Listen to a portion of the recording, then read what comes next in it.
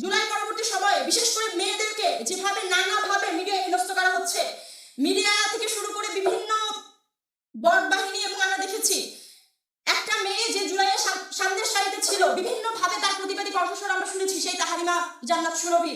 কিছুদিন আগে তাকে গ্রেফতার করা হয়েছে 50 কোটি টাকা চাঁদাবাজির দায়ে। আপনারা বলতে পারবেন এই মেয়ে একসাথে 5 লাখ টাকা একসাথে দেখেছে কিনা? তাকে যে জীর্ণ শীর্ণ বাসা থেকে গ্রেফতার করা হয়েছে, কেউ যদি 50 কোটি টাকা চাঁদাবাজি করে, তার আর্থিক অবস্থা যদি 50 কোটি টাকা তার সামর্থ্য থাকে, সে যদি 50 কোটি টাকা নিয়ে থাকে, তাহলে তার আর্থিক অবস্থা, তার বাসার অবস্থা এই হাল থাকে। এবং তার চলাফেরা আমরা দেখেছি অত্যন্ত সাধারণ জীবনযাপন সে করেছে।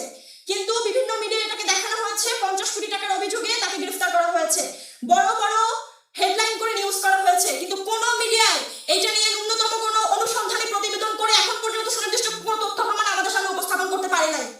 কিন্তু যখন অভিযোগ করা হয়েছে, অভিযোগের সাথে সাথে মেইনস্ট্রিম মিডিয়া থেকে শুরু করে বিভিন্ন মিডিয়ায় বড় হেডলাইন করা হয়েছে জুলাই যোদ্ধা সুরভিকে 50 কোটি টাকা চাঁদার দায়ে গ্রেফতার। আমরা তীব্র নিন্দা এবং প্রতিবাদ জানাই। মিডিয়ার কাজ শুধুমাত্র নিউজ হলে সেটাকে প্রচার করা নয়, বরং অনুসন্ধানী সাংবাদিকতা বলতেও কিছু আছে, সেটা আমার থেকে আপনারা ভালো জানেন। আমরা আশা করব মিডিয়ার সেই সাংবাদিকতার জায়গা থেকে আপনারা আপনাদের এই দায়িত্বশীল ভূমিকা পালন করবেন।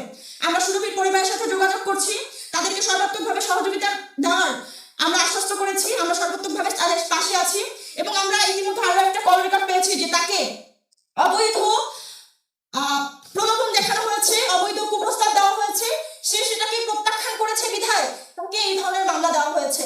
এবং স্বরাষ্ট্র উপদেষ্টার সাথে একটা ছবি দেখিয়ে বলা হয়েছে যে আমি স্বরাষ্ট্র উপদেষ্টার ঘনিষ্ঠজন। এই ধরনের প্রেশার ক্রিয়েট করেও এখনো বাংলাদেশে মামলা বাণিজ্য হয়, এবং সেই মামলা বাণিজ্যে আমাদের সুরভির মতো, তাহারিমা জান্নাত সুরভির মতো মেয়েদেরকে ফাঁসানো হয়।